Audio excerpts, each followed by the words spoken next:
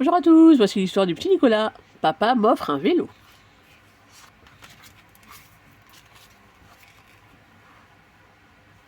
En sortant de l'école aujourd'hui, Nicolas n'a qu'une hâte, rentrer à la maison. Devant le terrain vague, ses copains l'interpellent. Hé Nicolas, tu te rappelles qu'on va jouer aux cow-boys et aux indiens cet après-midi? Je ne peux pas, répond le garçon sans s'arrêter. Nicolas file sur le trottoir. Plus que 10 mètres, 5 mètres, 1 mètre. Il ouvre le portail de son jardin, le cœur battant, et pousse un grand cri de joie. Chouette! Posé au milieu du jardin, il est là. Le vélo de ses rêves. Son tout premier vélo. Merci papa! Merci maman! Hurle Nicolas ravi. Et il se précipite pour grimper dessus. Oh, attention! S'écrie aussitôt son père en attirant le vélo vers lui. Avoir un vélo demande un grand sens des responsabilités. Nicolas fait oui de la tête et avance à nouveau la main vers son vélo. Attends, reprend son père. Il faut que je te montre d'abord comment on fait. Et il ajoute tout fier. Parce que tu sais, si je n'avais pas rencontré ta mère, j'aurais pu être champion cycliste. Pardon? Sursaute la maman de Nicolas. Bah, c'est vrai, j'étais en bonne position pour gagner le Tour de France. Enfin, au moins le concours régional. Bafouille le papa de Nicolas. Eh bien, ça fait plaisir à entendre, lâche son épouse vexée. Et elle retourne dans la maison en claquant la porte derrière elle. Un quart d'heure plus tard, Nicolas n'a toujours pas réussi à approcher son vélo. Perché sur la petite selle, son papa fait des tours dans le jardin en expliquant. Tu vois, il faut bien appuyer sur les pédales avec le talon et non la pointe des pieds, parce que... Blablabla, blablabla, blablabla. Nicolas, on a assez de tous ces discours inutiles.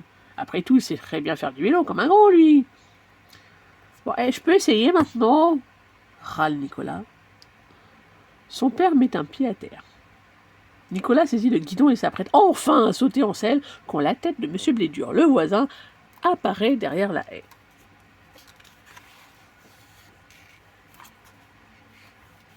Sache, cher voisin, que je fus champion de Mayenne. Et moi, champion des Alpes, réplique le papa de Nicolas. Les deux hommes se défient du regard. Tu penses être si fort que ça? Sourit M. Blédur. Alors faisons la course et on verra. Excellente idée, répond le papa de Nicolas. Et soulevant le vélo, il se dirige vers le portail. Hé, c'est mon vélo! Proteste Nicolas. Mais son père a déjà quitté le jardin, emportant le vélo avec lui. Dans la rue, le papa de Nicolas se concentre, les yeux fixés sur la route comme un coureur du Tour de France. Sauf que le vélo est un petit peu petit pour lui. 3, 2, 1, partez! Annonce Nicolas, chronomètre en main. Nicolas aurait bien aimé faire la course lui aussi, mais son papa lui a demandé de jouer le rôle de l'arbitre. Le père de Nicolas part aussi vite que possible, c'est-à-dire en pédalant un zigzag car ses genoux touchent le guidon. 10 minutes plus tard, il réapparaît au coin de la rue. Il pile devant Nicolas qui annonce 9 minutes et 5 secondes. Trop facile. Halète le papa de Nicolas qui a l'air totalement épuisé. C'est au tour de M. Blédur de monter tant bien que mal sur le petit vélo. 3, 2, 1, partez! Répète Nicolas. Et c'est parti pour un autre tour du quartier. En chemin, M. Blédur passe devant le terrain vague où les copains de Nicolas jouent au cow-boy. Hé, regardez les gars, un gros poulet sur un vélo! S'écrie Clotaire. Furieux, M. Blédur se retourne pour leur montrer son poing. Du coup, il ne voit pas Alceste déguisé en indien qui traverse le passage cloté.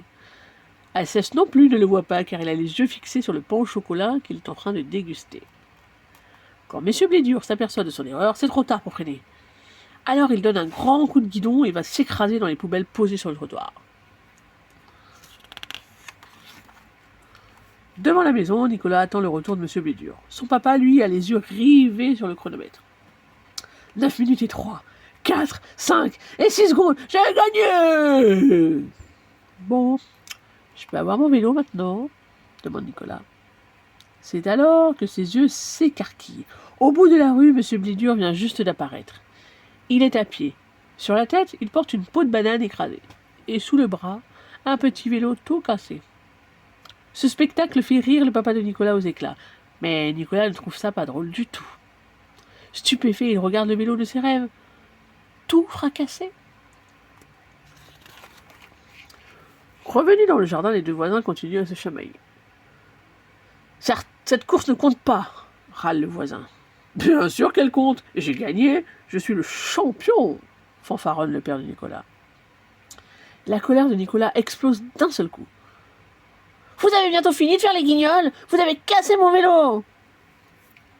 Le papa de Nicolas jette un regard inquiet vers la maison et se dépêche de dire. D'accord, je vais te le réparer. Ne pleure pas, d'accord? Sois un vrai petit homme. Et surtout, ne dis rien à ta mère. Tandis que le papa de Nicolas se met au travail, une bande de cow-boys et d'Indiens déboule dans le jardin. « Mais qu'est-ce que vous faites là ?» demande Nicolas à ses copains. « Ah, on n'arrivait pas à décider qui serait le méchant, alors on a voté que ce serait toi, » explique Clotaire. « Mais moi je veux être le shérif !»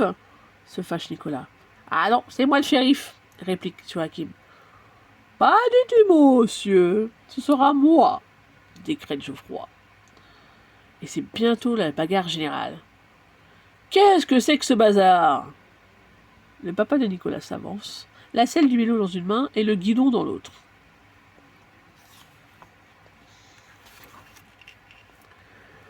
Je te préviens, Nicolas, si tu continues à te chamailler, tu seras privé de dessert ce soir. C'en est trop pour Nicolas, qui éclate en gros sanglots. Allons, petit, ne sois pas triste, intervient M. Bidur avec un drôle de sourire. J'ai une idée. C'est ton papa qui va faire le méchant. Ah bah non, j'ai un vélo à réparer, moi, hein, proteste le père de Nicolas. Mais 2 minutes plus tard, il se retrouve ficelé comme un saucisson à l'arbre du jardin, tandis que Nicolas et ses copains exécutent autour de lui la danse des Indiens.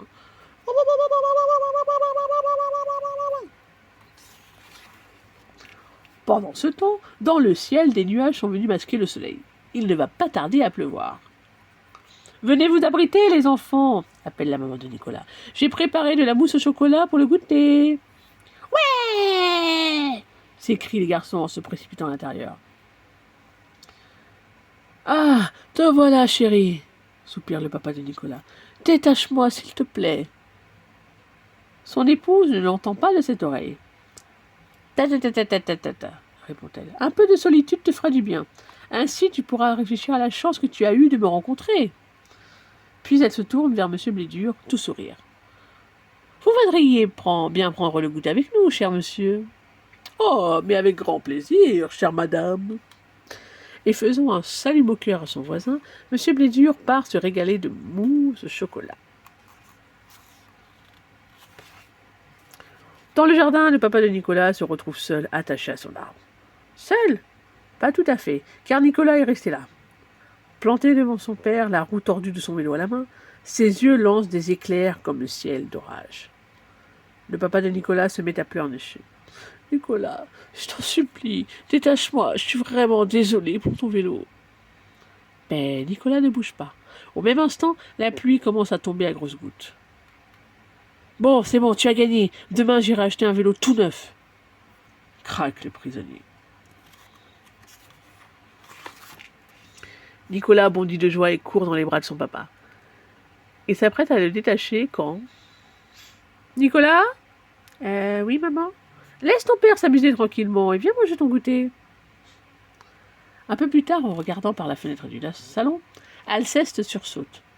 « Hé, vous avez vu les gars ? Le père de Nicolas, il s'est privé de mousse au chocolat pour continuer à jouer avec nous sous la pluie.